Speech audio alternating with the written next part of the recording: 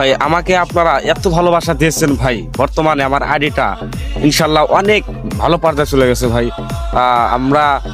আমার উচিত যে আপনাদের কমেন্টগুলো রিপ্লাই দেওয়া, কিন্তু ভাই সময়ের জন্য পারি না। কিন্তু সামনে ইনশাল্লাহ আপনাদের কমেন্টগুলো রিপ্লাই ভিডিও দেওয়ার চেষ্টা করব। আর এভাবেই আমাকে পাশে কি